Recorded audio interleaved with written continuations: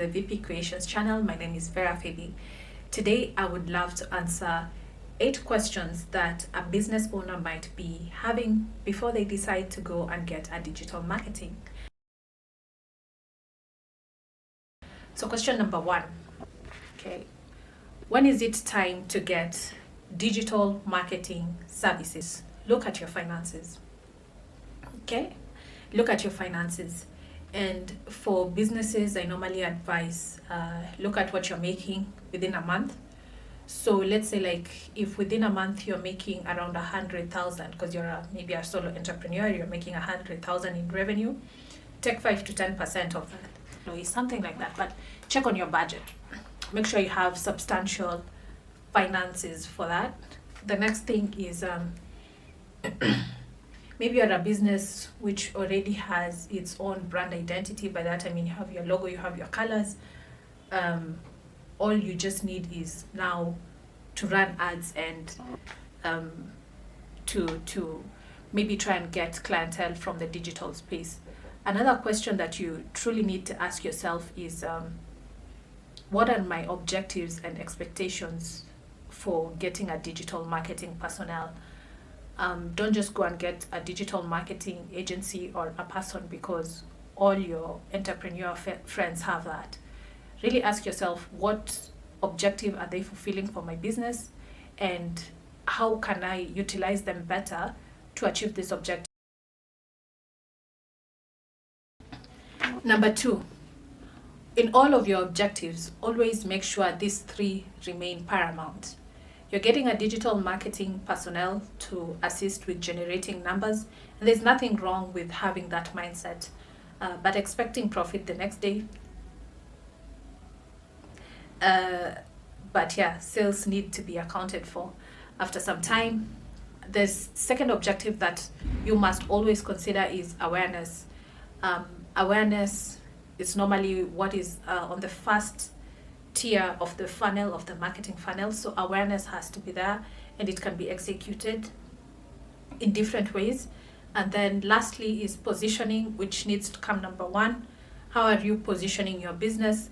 And you're working with a digital marketing specialist because they're going to give you a solution that ChatGPT is not going to generate based on that simple prompt that you have given it. So the digital marketing personnel ideally should help you position your business or your products or your brand.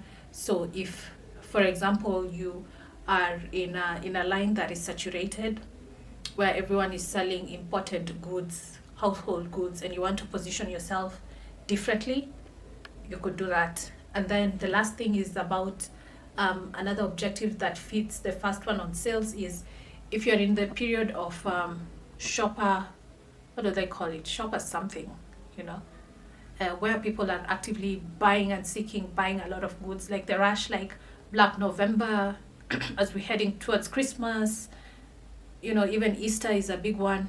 So if you need a boost during those times, it's good to consider getting digital marketing services.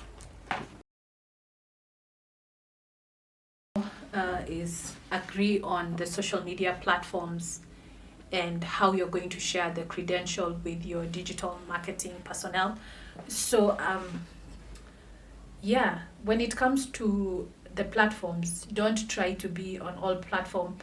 You're one business that is selling goods worth 200 bob. You want to be on Facebook, Instagram, TikTok, X. You want to be on Pinterest. Which other one? You want to be on Discord. You still want to be on LinkedIn. You still want to be on YouTube. You just want to be everywhere. That is not a wise way of utilizing social media channels. Pick the key ones that are able to do the job, and a digital marketing personnel will be able to guide you on that.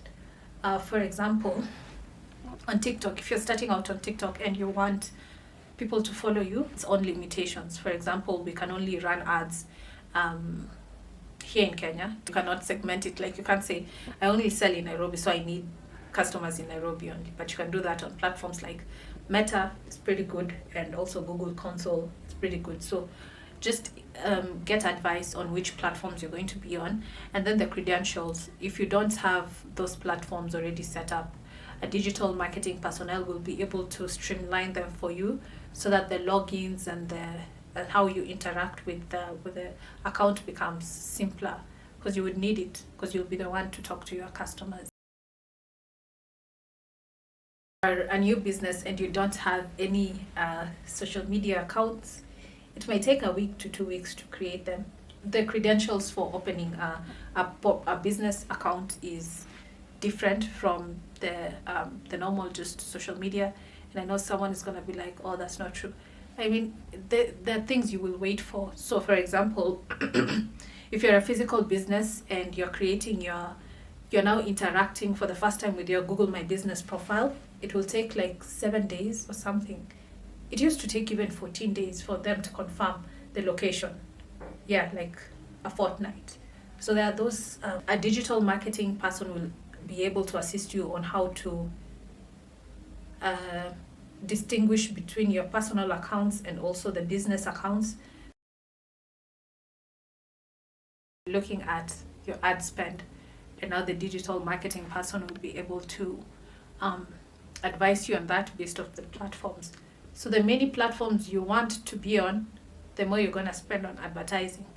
But if you have faith and bank on two platforms max for a small business, then your ad spend could be good. So like, let's say if you have allocated 30,000 per month on ad spend, that's a healthy amount for small businesses. So you'll be able to run and test and see which ads are working properly.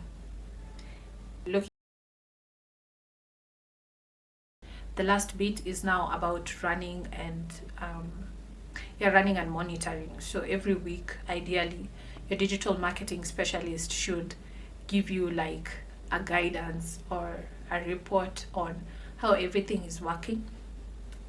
And this is what I say about reports. Reports need to be short and say one thing: how many people saw the ad, how much did we spend, and how many people bought as a result of the ad, and that's it. And maybe do we need to tweak something here and there? If not, totally fine as well. So the reporting is very important. And now the last bit, if you're a business owner looking to collaborate with a digital marketing specialist, is you need to understand that you're the one who is talking to your clients directly.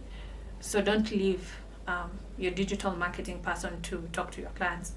So that's why the CTA or the call to action should be WhatsApp or call, so that all the leads are handled from your side.